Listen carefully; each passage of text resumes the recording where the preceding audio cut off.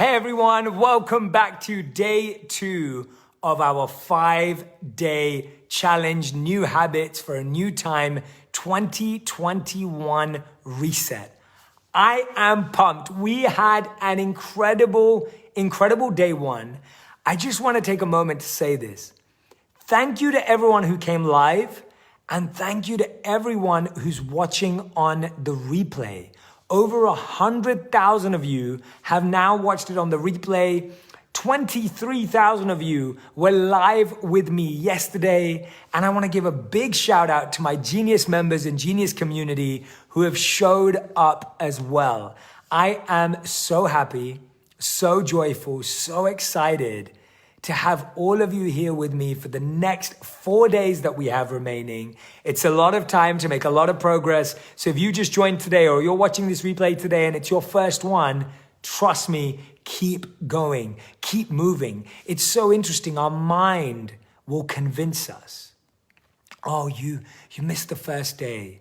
Don't get involved on the second day. You already missed it. Oh, you kind of missed part of the second day. Don't bother with it. That is the trick of the mind. What you want to do, what you deeply want to do, is whether you're watching on the replay, whether you're with me right now live, whichever one you're a part of, you just want to show up. You just want to move forward. We've got over 3,000 people live right now. Press that like button, press that love button. Tell me where in the world you're joining in from in the comments. I want to say a big hello and let me know whether this is day 1 or day 2 for you. So comment day 1 or day 2. Annika, Alana, thanks for joining. Emily Smith, Hala, Prakriti, Amanda, Thinley, Norbu, Mitesh, Samantha, Elaine, Latho, Mara, Megan, Varsha, Rai, Nati, Manali, Katie, Cindy, Pooja, Emily, Daniela. There are so many awesome people coming in. Brown, Tamara, it is awesome to have you here. Thank you for joining in. I want you to comment. What was your biggest takeaway from yesterday? Let's always start by asking ourselves, what was my biggest takeaway from yesterday? What is it that you took away personally? I don't want you to share an exact quote or the exact steps. I'm not interested in that. What I'm interested in is, what did you take away? What did you learn? What did you gain? We've got over 7,000 people live. And I just want to take a moment to again remind you how historical this is and how powerful this is. When have you ever experienced 200,000 people signing up to change their lives and 23,000 people yesterday joining in, 100,000 people watching the replay? It's unbelievable, everyone. It's absolutely unbelievable. I'm just getting my notes up here because I want to dive in a second. I'm just waiting for all of you to come in online. And I want to do a quick recap of yesterday with all your notes. So make sure you're sharing it.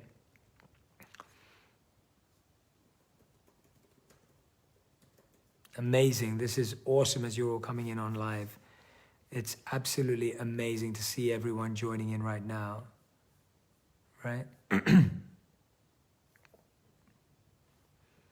this is awesome.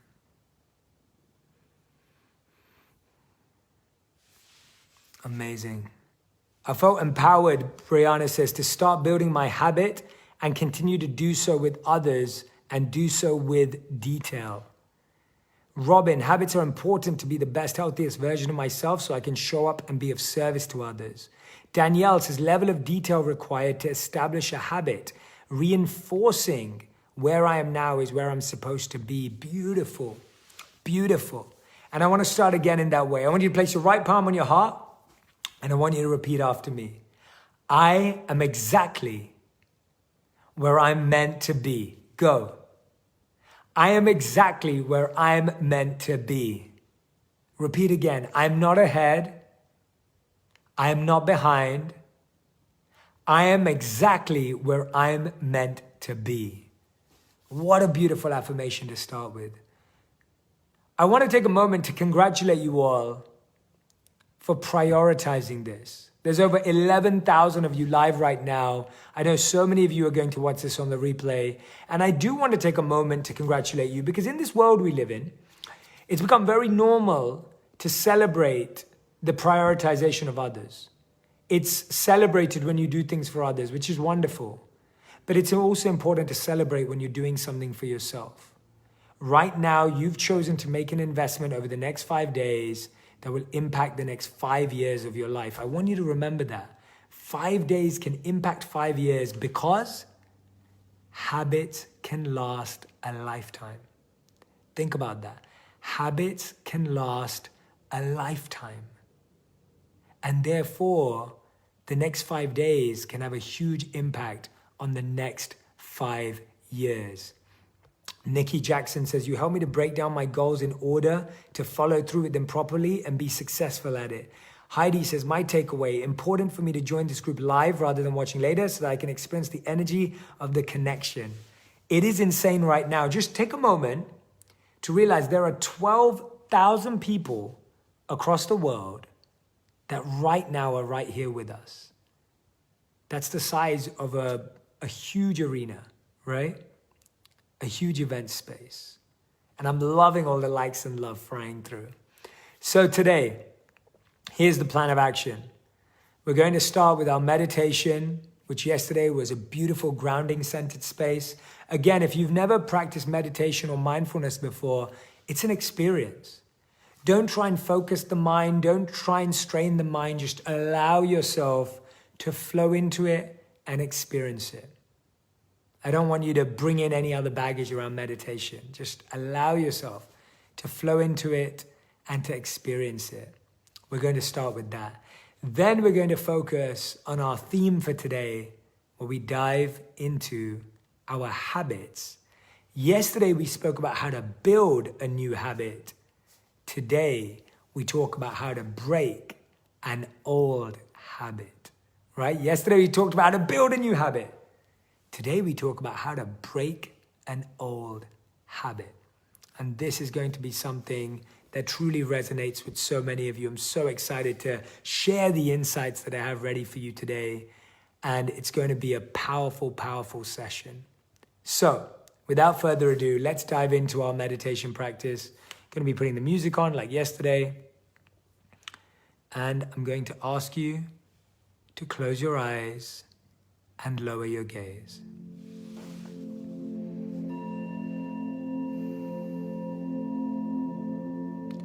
Close your eyes, lower your gaze. Bring your awareness to calm, balance, ease, stillness, and peace.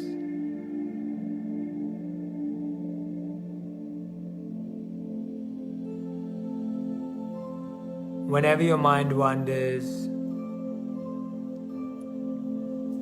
gently and softly bring back your awareness to calm, balance, ease, stillness, and peace.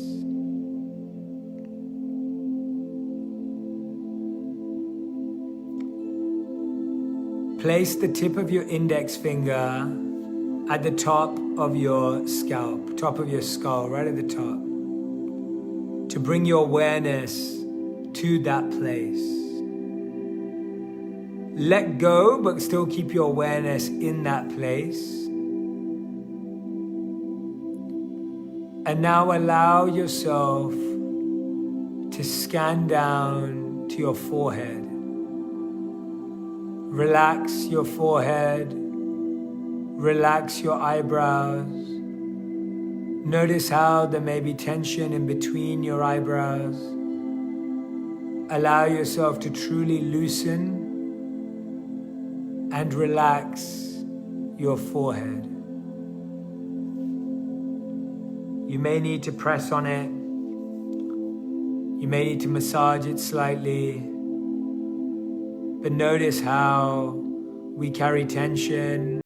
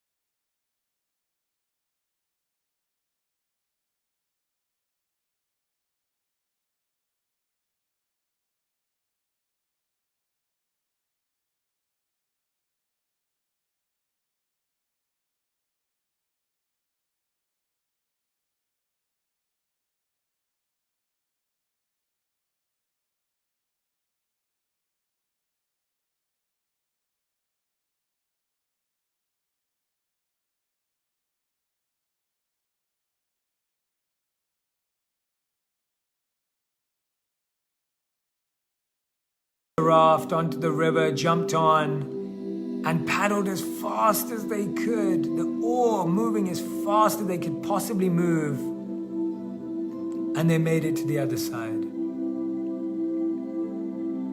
When they made it to the other side,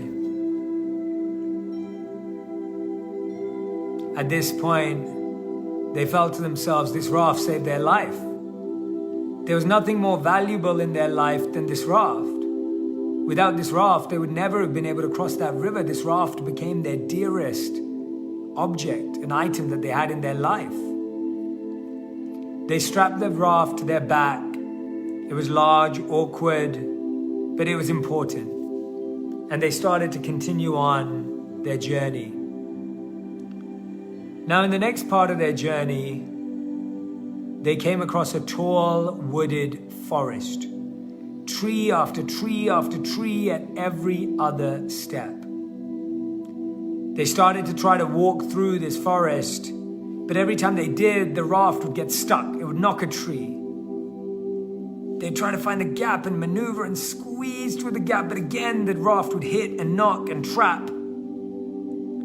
And at this point, the Buddha says, this person came to a very important realization. They realized that the raft that got them here will not get them through the next obstacle on their journey. The raft that got them here will actually be the thing that blocks them from the next path of their journey. It was at this point, it was in this experience that they realized they had an important choice. They either let go of the raft or they couldn't walk anymore. It was at this point, the Buddha says, they finally took down the raft and continued on their journey forward, knowing that they could rebuild the raft whenever they needed it, but at this point, they had to roam without it.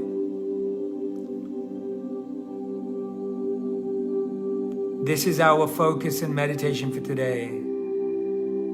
Place your palms facing upwards to the ceiling on your knees. Breathe in and make them a fist. Breathe out and let go of anything you want to let go, any energy, any tension, any stress. Breathe in and make them into a fist. Breathe out and extend them and let go. Breathe in and make a fist. Breathe out, extend and let go.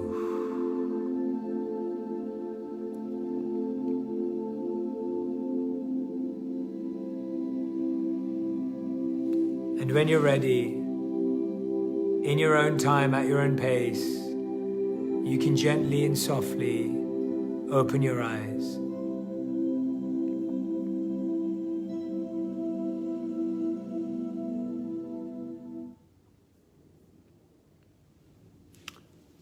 So for those of you who have been here for that meditation, nearly over 15,000 people right now, press that like button, press that love button, be present, and let me know how that meditation was for you. Cecily says, beautiful. How was that meditation for you? Let me know. Today's meditation on day 2, what was that experience like? Renal says, love the meditation, Jay. I feel so present and calm. Great positive energy to move onwards with the day. Luan says, so many rafts in my life. Why am I crying? Eileen said, that story made me cry, so powerful. Shanaz says, thank you so much. Deepika says, it was fantastic, amazing. Jyoti says, love this so much. That was a beautiful meditation. Amazing, I'm so happy. Carly says, thank you so much, Jay. These workshops so far are helping me so much. I can't wait to, on the last day, tell you about our Genius community and how we can take this forward, because if these workshops are helping you so much, I promise you that's going to be a game changer. Beth says, that was amazing. I'd never heard the raft story, but it resonated. Deb says, the raft is my old coping mechanisms that I no longer need this. Love this meditation. Beautiful. I'm so glad you all had such a beautiful experience. So a lot of you can draw the parallels. Yesterday we talked about how to build a habit. Today we talk about how to break a habit. Now there's a very famous quote, and I'm not sure who said it, but it isn't one of my quotes. It's a thought I once had. And I remember searching, trying to find who said it, and I haven't been able to. But it's a quote, a famous quote that I want to share with you. It's not my quote. And the quoting is, letting go is hard, but holding on is harder. It's a famous quote, a well-known statement. Letting go is hard, but holding on is harder. This is why we have to learn to break habits. How many of us are holding tight, gripping tight, clenching our fists onto something to hope that it stays and we want it to stay the same? But we realize that opening our palms and letting go is actually the only way to move forward in our lives. We all have habits. We all have conditionings. We all have temptations. We all have vices in our lives that not only do we have a hold of, but they have a hold of us. Right? That they have a hold of us. And so it's really important to remember and realize that for so many of us, we are holding on to a habit, not realizing why things are not working out. But just as this person had to let go of the raft, right? Just as this person had to pass on the raft, we may have a habit that we have to let go of. It's really interesting how meditation can be so powerful to make us aware. And I wanted to share something to show, because I can see so many of you are tuning into meditations and the power of the meditations. We found in our Genius community that just 3 months, 90 days of meditating together in our community increases meditation quality and lowers long-term stress and anxiety by 25%. And a year of meditation, it lowers long-term stress and anxiety by 75%. In just 2 weeks in our Genius community, people were feeling supported by more than 50%. So today we talk about how to break old bad habits. I want you to start again today like we started yesterday by choosing one habit that you want to break. One habit that you want to let go of. One habit that you want to open and breathe out. But you know that this habit has been holding on to you for too long. This habit has just been focused on you and fixated on you for so long. What's the habit you want to let go of? It may be a mindset. It may be a belief. It may be a day-to-day habit. Studies show that habits can take from 30 to sometimes 140 days to break. The reason I share that number is not to discourage you, but to help you realize that if you've done something for 10 years and it takes, let's say, 140 days to break it, is that really the end of the world? I'm sure you have a lot more than 140 days of your life left if you break it. If you've had something in your life that's been in your life, a habit for the last 3 years, and it takes 140 days to break it, is that really that bad? It isn't at all. And if you've had a habit in your life for 5 days or 2 weeks, that you can break in a lot shorter time. But realizing that your life will be better when you break that habit for decades, for years, the 140 days investment feels very small. It feels doable. It feels realistic. And I want you to recognize that. I want you to realize that you too can work in this direction, that you too can powerfully grow into this direction. So to start off today's session, I want to share with you a really important analogy about how habits are formed and about how habits can be broken. There's two analogies that I want to share with you. Both of these analogies come from the Bhagavad Gita, which is a book that I quote a lot. It's an ancient wisdom text over 5,000 years old. And in this, there's a beautiful analogy that's given. For those of you that read Think Like a Monk, I introduced this briefly, but today I'm really going to explain it. This analogy is of the 5 horses and the horse charioteer. The 5 horses represent the 5 senses: touch, smell, taste, hearing, and what have I forgotten? Speaking, right? Tasting. Touch, taste. Why am I forgetting these? Am I forgetting the 5 senses? This is what happens when you're like, oh yeah, what are the 5 senses? The 5 senses: eyes, seeing, tasting, touching, smelling, right? And hearing. The 5 senses. The 5 horses represent the 5 senses. Our senses, and for those of you who know about temptation, you'll be able to resonate with this. Our senses have been exposing us to objects since we were born. And sometimes we have become attached and addicted to looking at certain things, to tasting certain things, to hearing certain things. How many of you believe that something that you love to eat is not good for you? How many of you believe that something that you're attached to listen to isn't good for you? I'll give you an example.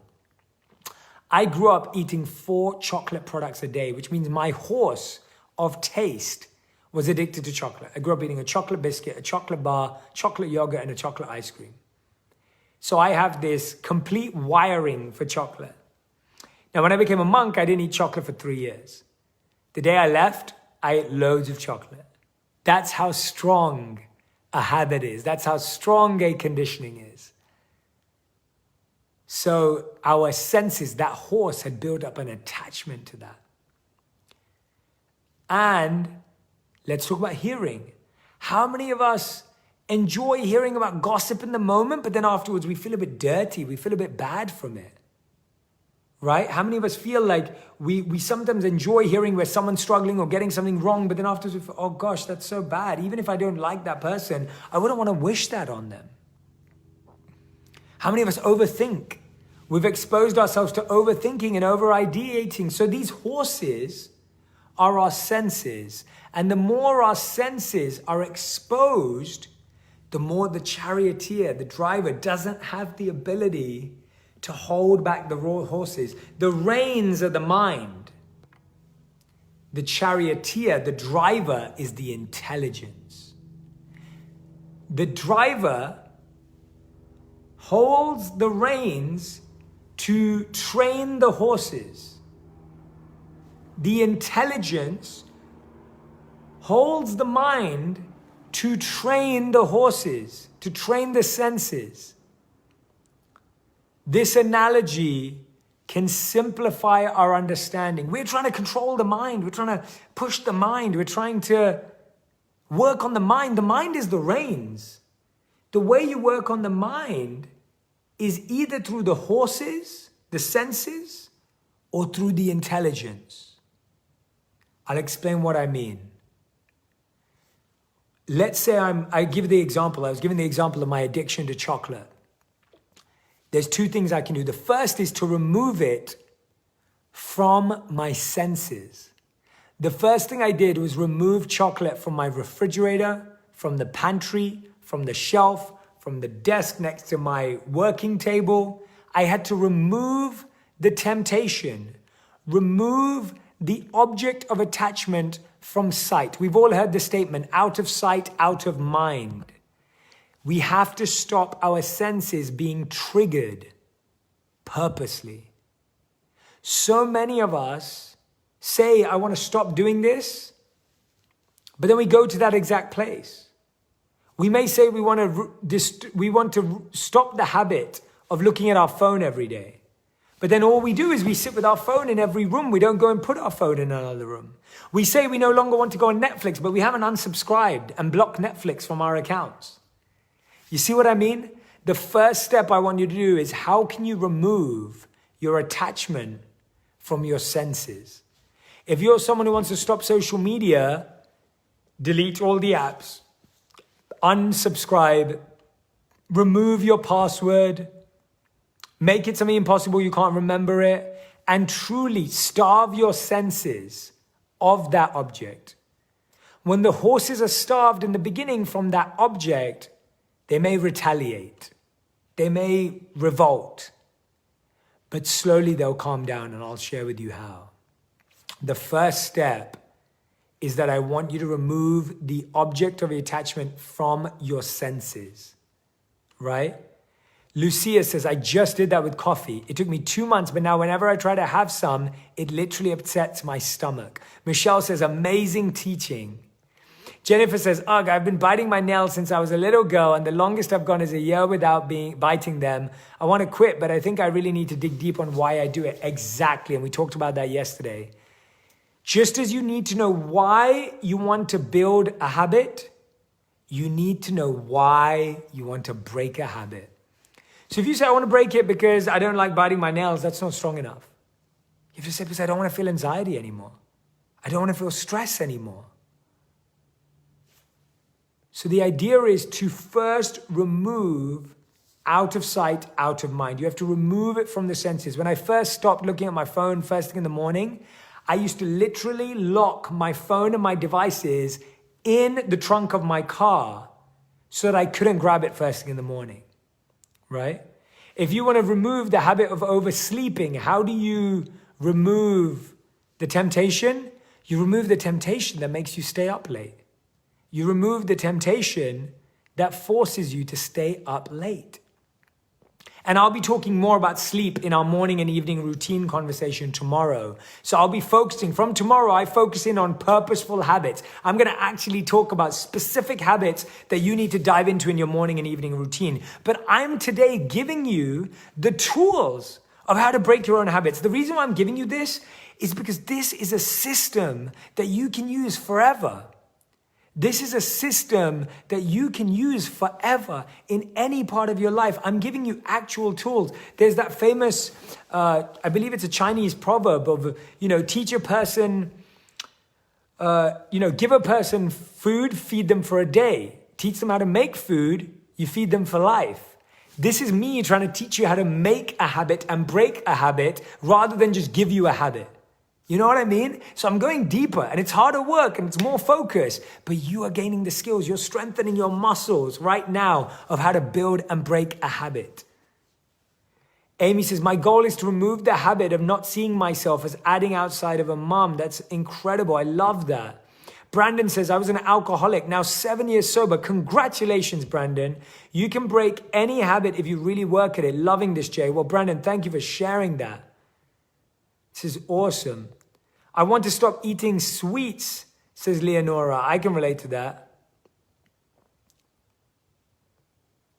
So when I say remove something from your senses, I'm not saying that you can't remove a person, right? But you can remove the feeling. You can remove, as I was giving the example of, you can remove the distraction that stops you from sleeping. Vanessa says, this is amazing. Thank you so much for taking your time to do this for all of us. You are adding so much value to our lives. Thank you, Vanessa. Grace says, how would one break the habit of past thoughts and actions? So here we go. We have to focus on this. How do you remove something from your senses, especially when it's a past habit or a past action or a past belief? What are the places, the people, and the projects that trigger that habit? I'll give you an example. If I always gossip when I'm around a group of people, I realize that's the sense trigger. If I always go to a place and I remember a bad memory, I don't want to go to that place anymore. What are the places, people, and projects that trigger the habit you don't want to feed anymore? Who is watering the weed in your life of a bad habit? A good habit is like a seed. A bad habit is like a weed. Just as we need seeds to be watered and get sunlight, what people, places, and projects are watering your weed? Think about it. Think about it. Stop for a moment and really reflect. Really reflect. Where is that habit triggered? We all know where we feel like smoking more than we don't. We all know, like I know that if I get into my bed and I have a laptop or a TV in my bedroom, I know I'm going to watch a movie because I love movies.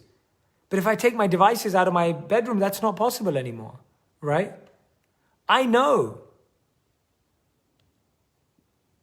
And now I want to focus on understanding that trigger. Think about that trigger. What are the people, the places, and the projects that create that trigger in your life? I want you to know that trigger. What are the places that it happens?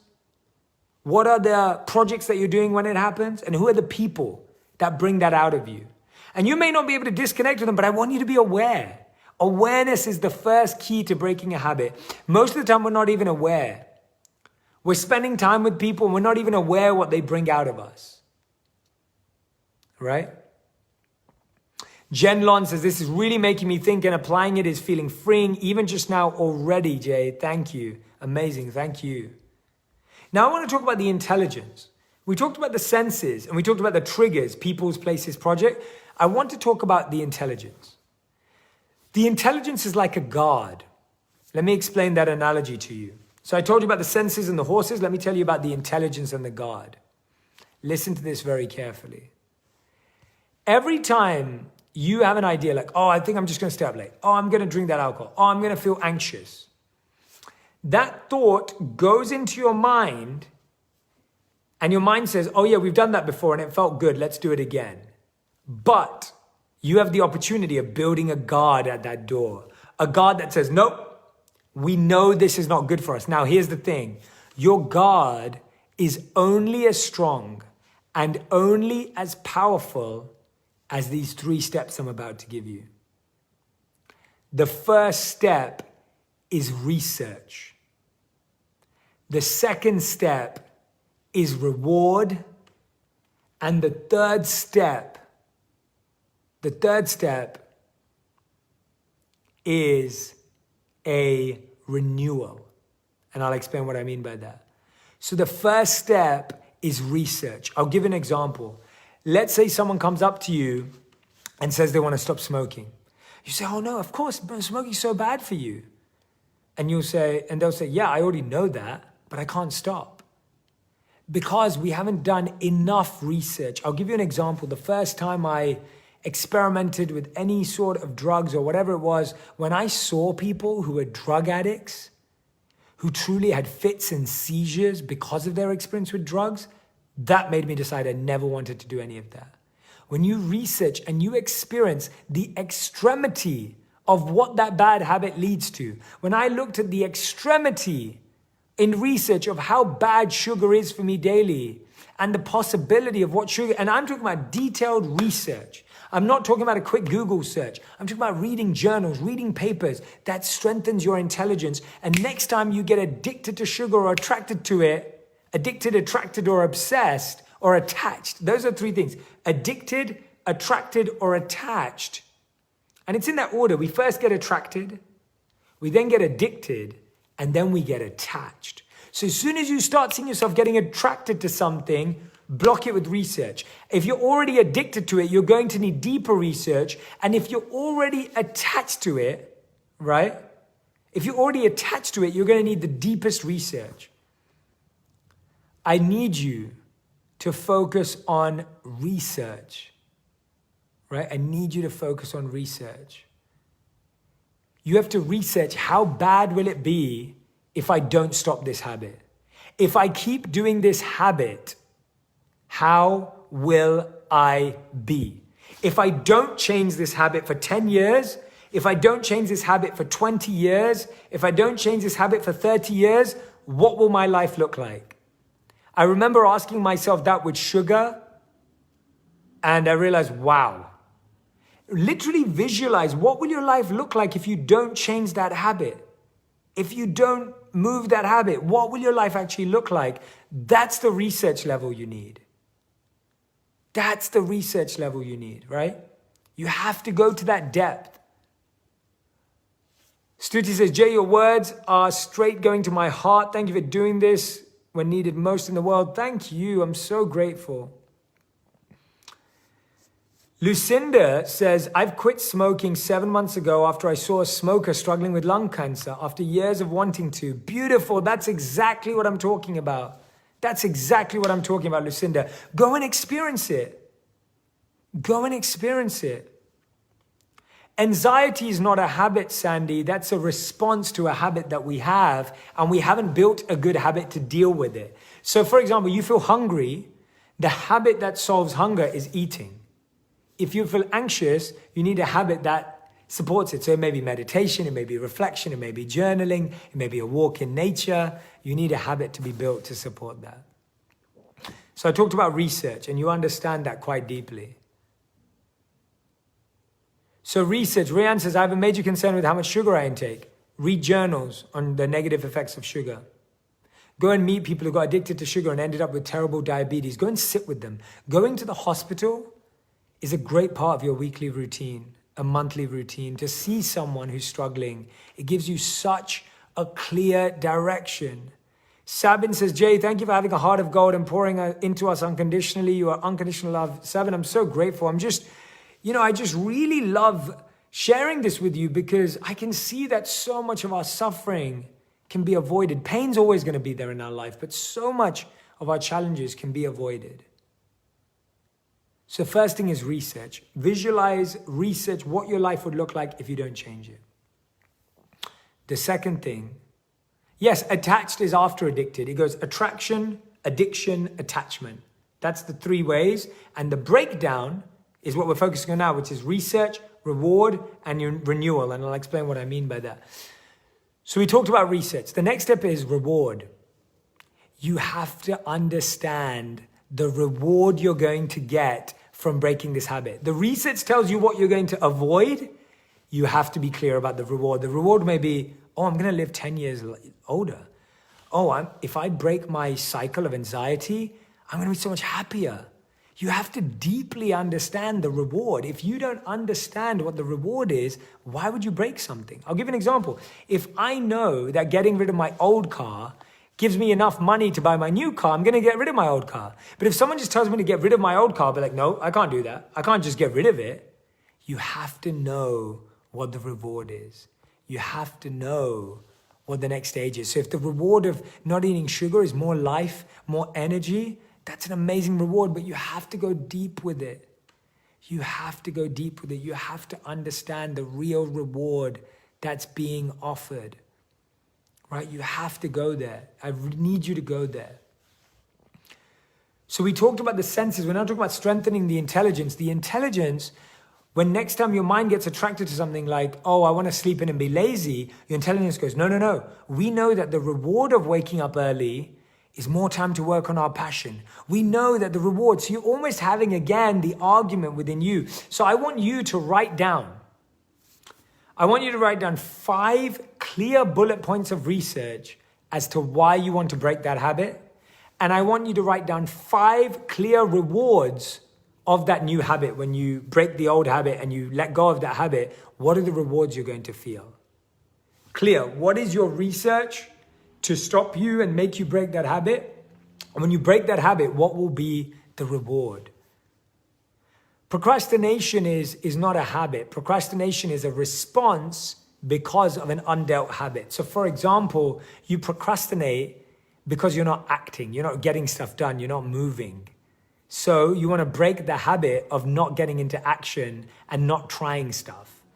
And that happens by researching and going, well, if I don't try anything for the rest of my life, what will happen in my life? I won't achieve anything. And what will be the reward of letting go of that? Oh my gosh, I'll be experimenting, I'll be exploring, right? So it works. It works with anything. This system, I'm giving you a system again. And remember that famous quote I said earlier that I was sharing. Letting go is hard, holding on is harder. Letting go of a bad habit is hard. Holding on to a bad habit is much, much harder. Remember that. Every time you're like, oh, Jay, this is so hard. It's taking so long. Remember that.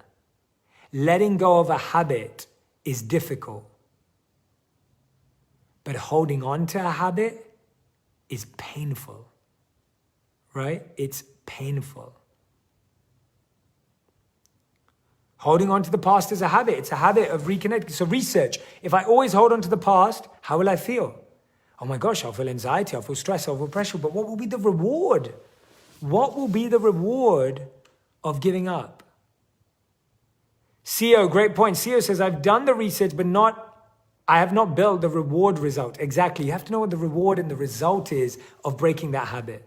Brenda says, love this. I'm going to put this into, where are you, Brenda? I'm going to put this into action immediately. Better life. Wonderful, says Elena. Thank you, Jay. I've been studying personal growth for a while now and consume it because I know that this is a system will help me become the best version of myself. Rosie says, my entire thought process has changed since reading Think Like a Monk. Thank you, Jay, for how you're serving people with your abilities and experience. Rosie, thank you so much. So overthinking is the same. There's a lot of questions about overthinking. Ishita has given us a fantastic list of the rewards of not overthinking. You research, why is overthinking bad? What will it do to me? Reward, what will stopping overthinking do to me? And the final is the renewal. The final is the renewal. By what I mean by that is you renew for a new habit. You have to trade an old habit for a new habit. You have to swap. You can't just get rid of an old habit without having a replacement. So actually replacement is a better word than renew. The third R is replacement. And this is the step that everyone fails at. And this is why we don't get habits to break. I'll give you an example. When I stopped looking at my phone in the morning, I still wanted to look at something in the morning. Right? You can't get rid of that urge to want to look at something in the morning. So I put a little post-it note next to my bed that says, what are you grateful for? So now when I wake up in the morning, I look at that and it says, what are you grateful for? And I go, let me focus on what I'm grateful for. Right? So you have to replace. If you don't replace, you will never, ever be able to break a habit. If you go, I don't want to eat chocolate anymore. I'll give you an example. I used to eat tons of sugar. And I couldn't stop. And I said to Radhi, I need you to find me an alternative. And she found me an alternative called monk fruit, ironically. It's sweetened with monk fruit. It has no sugar, right? No refined sugar. It's sweetened with monk fruit. It's natural. And I eat that chocolate every day, but it's not sugary. It's not unhealthy. And so I found a replacement. Or I used to eat dates as a replacement. Finding a replacement is critical. It is so, so critical. Please do not try and just let go of a habit. You have to find a replacement. So your intelligence is strengthened through research, through reward, and replacement. What are you going to replace that old habit with? If you used to drink lots of sugary juices, replace it with a green juice. If you used to eat loads of sugar, replace it with a healthy sugar. If you were someone who used to procrastinate and overthink, replace it with a fun time or distraction time or a phone call or a course. Replace, replace, replace. Right? Exactly, Jason. Jason has loved this. You're helping us to get to a higher taste. Brilliant. Absolutely. It's the only way. It's the only way is replace, replace, replace. You have to replace. You have to substitute. So whenever you're struggling with breaking a habit and you're thinking, I can't break this habit. I just don't know how to. It's because you haven't found a replacement that satisfies you. Right? So Ash says, I don't want to sit around anymore. What is a good example of replacement for that? Like a new trigger for the good habit. So you may say, I'm going to join a course where I have to show up. I'm going to get a coach where I have to show up. If you're someone that struggles to get into action and you procrastinate, force yourself to show up by signing up to something where you have to show up. Like you've just showed up. The replacement for overthinking is doing. The replacement for overthinking is accountability, where you're forced to show up. I'll give you an example. If I don't want to exercise and I overthink or I procrastinate about exercising in the morning and then I don't go to the gym, if I get a trainer or if I sign up for a program where I've paid money to show up, I show up. You have to force yourself into action with the replacement. So I can see that the biggest thing for all of you is overthinking and procrastination. It seems like a strong one. Makini says, I cannot wait to rewatch this. I now realize that I am exactly where I'm meant to be. Jay, thank you. Makini, thank you. And I want you to realize this, everyone, right? Like, you have to replace it. So even today, most of you have been trying to break bad habits, but you showed up today. You turned up today. You know the research. If I don't break my old habits, my life's not going to be good. What are the rewards? I'm going to have more time. I'm going to be the person I want. What am I going to replace it? I'm going to replace it with Jay's lives. You all turned up today. You turned up. Switching into action, being accountable to someone else, being a part of a community. There's 15,000 people live. When you feel that energy and momentum, you have to be a part of coaching, consistency, and community. They're the only three ways to build new habits and break old ones. Coaching, consistency, and community. If you don't have those three in your life, it is near impossible. It is near impossible to build new habits and break old ones. It just won't happen. It just won't happen. So that's the system. First, focus in on your senses. Remove the objects and items from the purview of your senses. Second step, focus on what the triggers are, the people, the places, and the projects that trigger that habit. Distance, be aware. If you can't distance, be aware. Know to switch off around that energy. And the third step, research, reward, and replacement to overcome attraction, addiction, and attachment. Attraction, addiction, and attachment is a journey. When you're attracted to something, research, it will stop. When you're addicted to something, you will have to learn the rewards and you'll stop. When you're attached to something, you will have to replace it for it to go away. Those are the steps to break any habit in your life. I showed you multiple examples, and now I'm excited because for the next 2 days, we get to talk about real habits. I'm going to give you recommendations of how to build a powerful morning routine and which habits will make a difference. Habits for your evening routine and how they'll make a difference. Tomorrow, we dive in to actual habits and directing them. In the past 2 days, I've told you building a habit and breaking a habit. But realize this and know it for sure. If you're trying to break overthinking and procrastination, only coaching, consistency, and community can truly break that. You can't break it otherwise. It's too strong, all right? It's the only way. When you have coaching, community, and consistency, you can overcome attachment, addiction, and attraction, and you can change it for research, reward, and replacement. That spells car, 3 C's, 3 A's, 3 R's. We all jump in the car of transformation, the vehicle of transformation to get from where we are today to where we want to be. We're here right now. We want to get there. We need a journey. That is the 3-step journey. The 3 C's, coaching, consistency, community. The 3 A's, attraction, addiction, and attachment. And the way we do it is through the 3 R's, research, reward, and replacement. Guys, we just did another power hour. This was amazing. How many of you are pumped? How many of you loved that? How many of you enjoyed it? We just did another power hour together. I'm excited for tomorrow. There were over 15,000 people live today. I'm so grateful to you. A big shout out to all my Genius members and community for joining. A big shout out to everyone watching on the replay. You're incredible. Thank you for your dedication. Do not lose heart. Do not get distracted. Keep coming back because remember, the only thing that can beat us is the trick of the mind that goes, you're already behind. Don't worry, you're already late. It's the trick of the mind. Don't buy into it. You are exactly where you need to be. If you caught half of this, that's fantastic. If you caught 10 minutes of it, that's fantastic. You were here, you showed up. Beat your mind, beat that trick. Don't give in to that trick. Thank you for joining today. I can't wait to see you tomorrow. We're gonna put a post in the group asking for your biggest takeaways. Share those. And keep inspiring each other. Keep inviting people into the group. Help them join us. Share the email so they can register. Invite your friends. Thank you for being here. From the bottom of my heart. Lots of love. Take care.